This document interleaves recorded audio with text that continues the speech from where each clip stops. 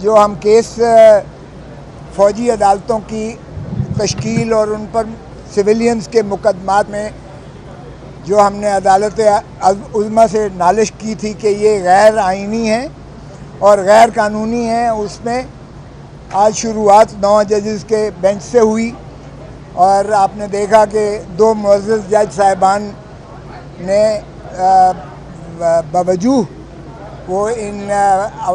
کارروائی سے جو ہے اعتراض کیا، اور پھر جج صاحبان دوبارہ چیف جسٹس نے باقی اپنے ہمراہی جج صاحبان کی مشاورت کے ساتھ 7 رکنی بینچ دوبارہ تشکیل دی۔ تو یہ ابہام نہیں ہونا چاہیے اب کہ 9 تھے، 9 سے 7 کیسے بن گئے، تو یہ 7 رکنی بینچ ہی اب یہ سن رہا ہے، اور یہ بینچ کی تشکیل 9 ہوئی ہے۔ خدا را پھر 9 اور 7 کا نہ شروع ہو جائیں، کیونکہ یہ سپریم کورٹ ہے، اور سپریم کورٹ کے جج صاحبان نے، جس میں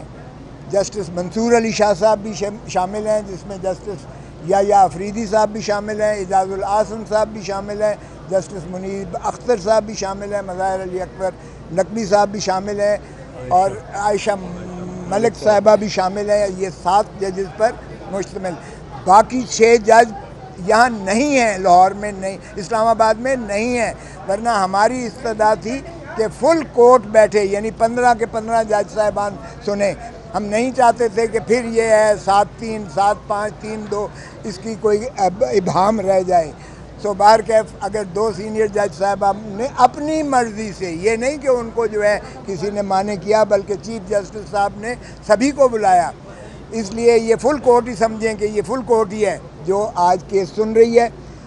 آج پہلے شروعات ہمارے کیس سے ہوئی، چودھری اعتزاز احسن صاحب چونکہ سینئر موسٹ ہیں، اور اس لیے مجھے انہوں نے جو ہے یہ موقع دیا کہ میں اپنے استدلال شروعات کروں، تو میں نے یہی کہا کہ 25 کروڑ عوام اس وقت اذیت اور کرب میں مبتلا ہیں، اور ایک خوف کی فضا جو ہے سارے ملک میں اس طرح سے پھیلی ہوئی ہے۔ آپ نے سنا جج صاحب نے بعد میں، چیف جسٹس صاحب نے آخر میں یہ بھی کہا، اور اٹارنی جنرل نے تسلیم کیا کہ اگر وکلاء کو جو ہے ہراس کیا جا رہا ہے، عزیر بھنڈاری کو اٹھا لیا گیا 4-6 گھنٹے، میرے گھر پر حملہ ہوا، وہ بھی چیف صاحب نے ذکر کیا، اگرچہ میں نہیں چاہتا تھا کہ وہ ذکر ہو۔ میں نے یہ ضرور شکایت کی کہ دیکھیں، میں اٹارنی جنرل ہوتے ہوئے، سینئر موسٹ وکیل ہوتے ہوئے، میں اپنا پرچہ نہیں درج کروا سکا۔ ایک ASI نے پرچہ میرا بھی، وہ میرے اوپر قاتلانہ حملہ اور میرے گھر کے اوپر حملے کا، اور میرے ڈرائیور کو زخمی کرنے کا، اور میری گاڑی کو ہٹ کرنے کا، اور میرے گیٹ پر گولیاں برسانے کا، وہ بھی ASI کی ودیت میں پرچہ درج ہوتا ہے۔ میں موجود ہوں، زندہ آپ کے سامنے کھڑا ہوں۔ بہرکیف چیف جسٹس صاحب نے آخر میں یہ بھی کہا کہ یہ جو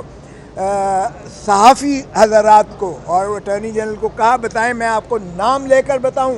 کہ جن صحافیوں کو آپ نے جو اغوا ہیں، جن کو جو ہے اس طرح ہراساں کیا جا رہا ہے، یہ بھی بند کریں اور فوراً مخلصی دیں۔ اسی طرح چودھری صاحب نے پوائنٹ آؤٹ کیا کہ عورتوں کو بھی جو ہے آپ سے بیجا میں، یعنی ان کو بھی محبوس کیا ہوا ہے، ان کو جیلوں میں بند کیا ہوا ہے۔ چیف صاحب نے اس کی بھی فہرست مانگی ہے، اور ٹوٹل کتنے مقدمات ہیں اس وقت، کتنے لوگ پابا سلاسل ہیں، کتنوں کو فوجی عدالتوں میں مقدمہ ریفر کیا گیا ہے، کتنے سویلین سائڈ پر ہیں، یہ ساری بھی فہرست چیف جسٹس صاحب نے مانگی ہے۔ البتہ فیصل صدیقی صاحب نے کہا کہ نابالغ لوگوں کو بھی، جوونائلز کو بھی پکڑا ہوا ہے، تو چیف صاحب نے کہا اس کی فہرست بھی جو ہے دی جائے اور فراہم کی جائے۔ آج ہماری استدلال میں یہ تھا کہ فوجی عدالتوں کا سویلین کے مقدمات سننے کا کوئی آئینی اور قانونی جواز نہیں ہے۔ اس پر ہم نے سیر حاصل، نہ صرف یہ کہ بلکہ وہ خود عائشہ ملک صاحبہ نے کہا کہ یہ کیسے کمانڈر جو ہے آ کر ایڈمنسٹریٹو اکاؤنٹیبلٹی کورٹ کو درخواست دے کر، اور وہ بنا اپنے مائنڈ اپلائی کیے ہوئے انہوں نے ان کی کسٹڈی ان کی جو ہے ملزمان کی، وہ فوجیوں کے حوالے کر دی،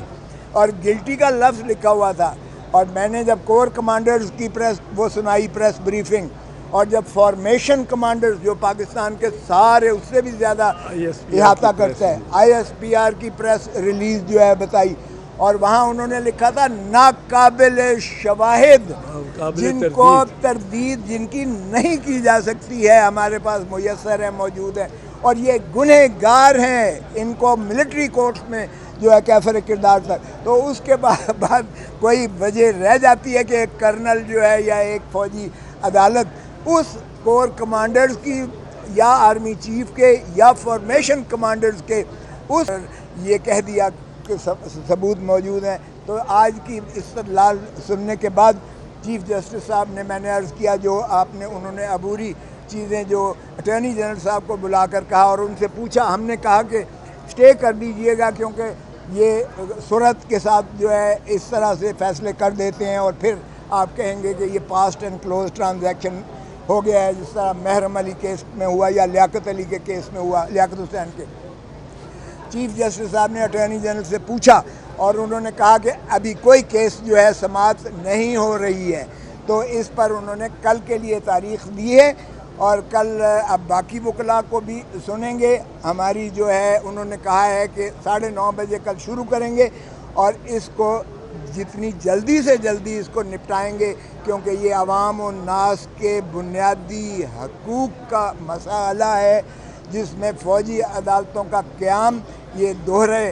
پیرلل جوڈیشل سسٹم کے متصادم ہے، یہ بنیادی حقوق کو جو ہے زک دیتا ہے، یہ due process of law article 10A کی نفی کرتا ہے، یہ بین الاقوامی قوانین کی بھی نفی کرتا ہے، جس کا میں نے انہیں حوالہ دیا اور کل ان کو کتابچہ بھی دوں گا، جس میں دنیا میں ہماری جو ہے رسوائی ہو رہی ہے کہ فوجی عدالتیں انصاف تو کیا انصاف کا قتل کر رہی ہیں. تو اس لیے چودھری صاحب سے میں عرض کروں گا کہ باقی ہے آپ. السلام علیکم.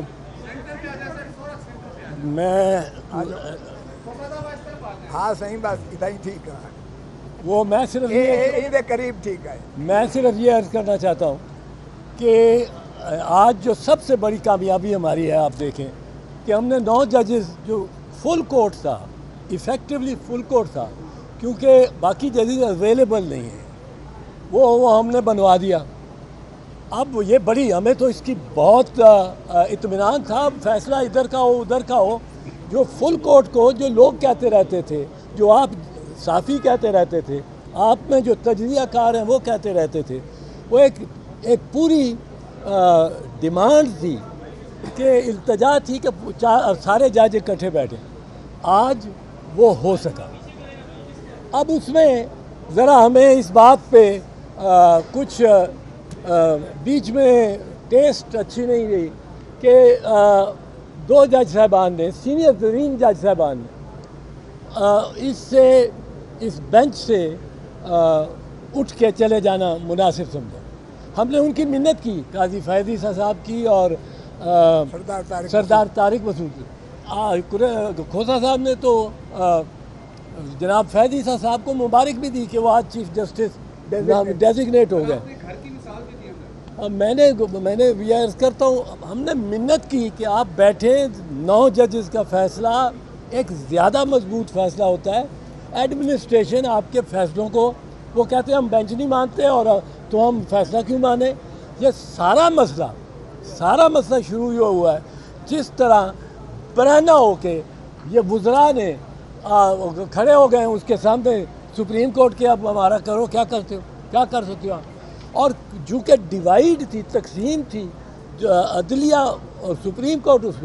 اس میں سپریم کورٹ بھی بے بس ہو گئی. انہوں نے تقریریں کی، جس قسم کی تقریریں انہوں نے کی، وہ جو جلسہ لے کے آئے تھے، جلوس پورا، مولانا فضل الرحمان اور مریم بی بی،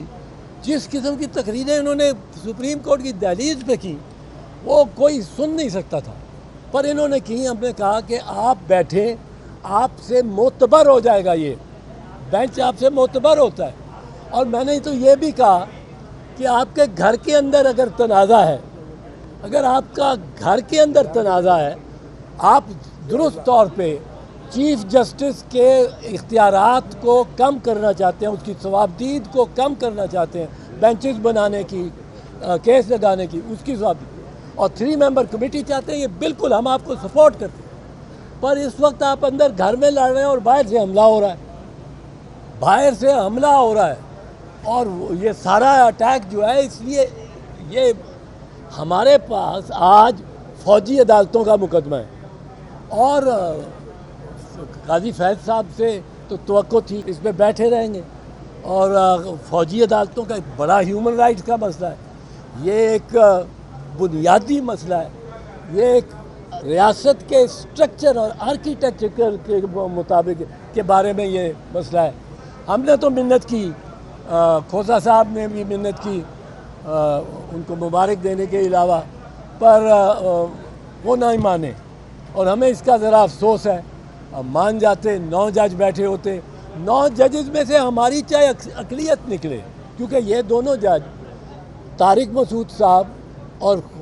فائز عیسیٰ صاحب تو سمجھے جاتے ہیں عرف عام میں کہ یہ چیف جسٹس کے خلاف ہیں۔ میں اور کھوسہ ہم چیف جسٹس کو طاقتور دیکھنا چاہتے ہیں بیرونی عناصر کے مطابق، پر اندرونی